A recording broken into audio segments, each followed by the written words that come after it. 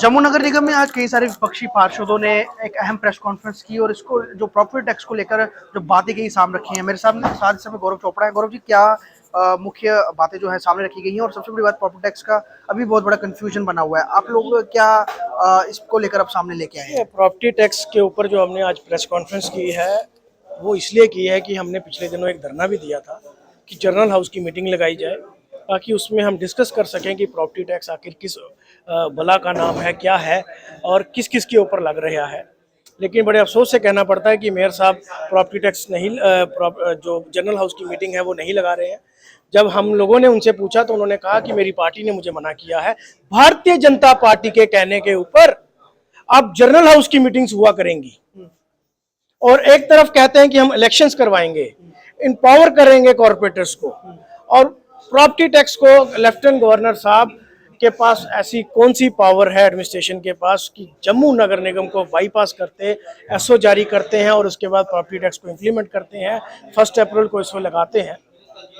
हमारी मेन ये डिमांड है कि आपने बताया एसओ में कि जो रिलीजियस प्लेसेस हैं उनके ऊपर प्रॉपर्टी टैक्स नहीं लगेगा, इसमें मंदिर, मस्जिद, गुरुद्वारा, चर्च, ग्रेवयार्ड और हमारे क्रिमिशन ग्राउंड्स हैं जो इसमें इन्वॉल्व हैं।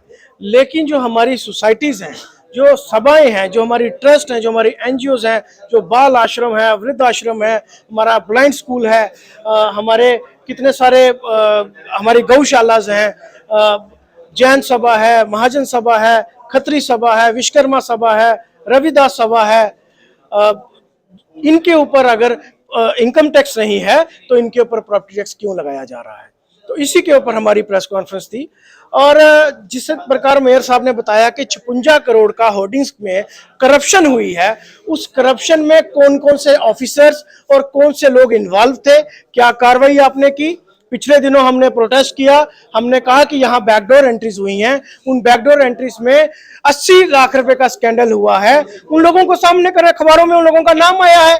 ज्वाइंट कमिश्नर एडम का है, जो रिम्पी और ये मैडम है, उनका नाम आया कि उसकी देखरेख के अंदर ये करप्शन हुई है और ये 40 लोग लगे हैं। जब फाइनेंस प्लानिंग कमेटी की मीटिंग में उनसे पूछा जाता है और वो इलेक्टेड कॉर्पोरेटर को कहती हैं क्या आपको कोई तकलीफ हो रही है, क्या आपसे सुना नहीं जा रहा? आप अपने कमिश्नर से पूछे जिन्होंने आपको अप्रूवल दिए हैं।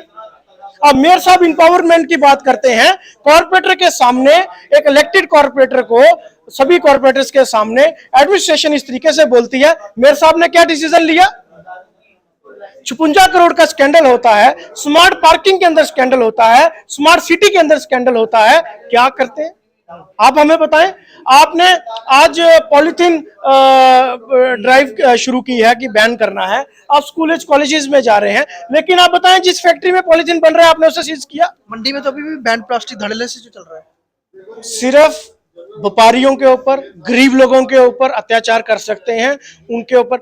नगर निगम के ऊपर पास कोई अथॉरिटी नहीं है कि आप उसे किसी के ऊपर हाथ उठाएं।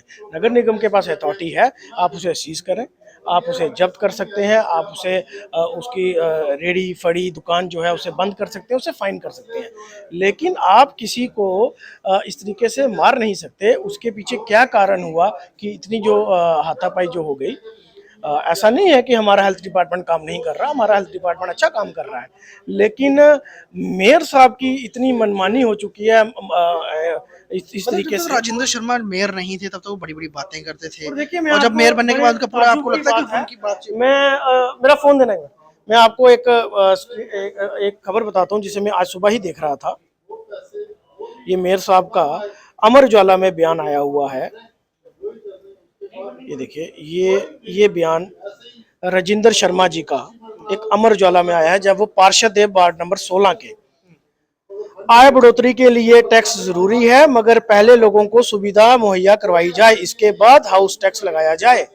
तो बताएं मेयर साहब कि आपने कौन सी सुविधा मुहैया करवा दी है जिसमें आज आप मेयर बन गए हैं। उस वक्त आप कॉर्पोरेटर थे, आप प्रॉपर्टी टैक्स के खिलाफ थे, आज आप उसके फेवर में हो गए। अगर आप उसके फेवर में नहीं है तो आप जनरल हाउस की मीटिंग करें, जनरल हाउस की मीटिंग में एक बार दोबारा इस प्रस्ताव को पास किया जाए कि प्रॉपर्टी टैक्स नहीं लगाया जाएगा। और खासकर की जो हमने आज डिमांड रखी है, जो हमारी सोसाइटीज हैं, इनके ऊपर प्रॉपर्टी टैक्स नहीं लगाया जाएगा। कुर्सी जब जिसको मिलती है उसे ये कहा जाता है कि कुर्सी तो मिल जाएगी, लेकिन आपने मुंह का मुंह बंद रखना है। की करनी और कथनी में बड़ा फर्क है।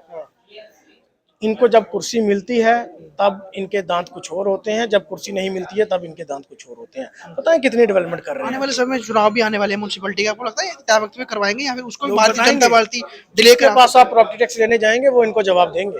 तो क्या लगता है करवाएंगे इलेक्शन टाइम पे, या पहले की तरह इलेक्शंस तो होनी 13 या चाहिए। पहले की तरह 13 साल के बाद होंगे? इलेक्शंस तो होनी चाहिए, टाइम पे होनी चाहिए, और असेंबली इलेक्शंस भी उसके साथ होनी चाहिए, ताकि ये जो मनमानी हो रही है, हम तो कहते थे हम कॉर्पोरेटर्स हम जो पास करेंगे वही इम्प्लीमेंट होगा, हमारे पास करने के बाद भी यहाँ कुछ इम्प्लीमेंट नहीं होता, और एडमिनिस्ट्रेशन जो है और एलजी साहब की जो अपनी एडमिनिस्ट्रेशन है वो अपनी मर्जी से ये चीज़ें चलाती है।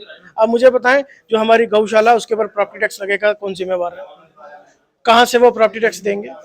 जो हमारी संस्थाएं हैं, जो हमारी सभाएं हैं, वो कहाँ से प्रॉपर्टी टैक्स देंगी?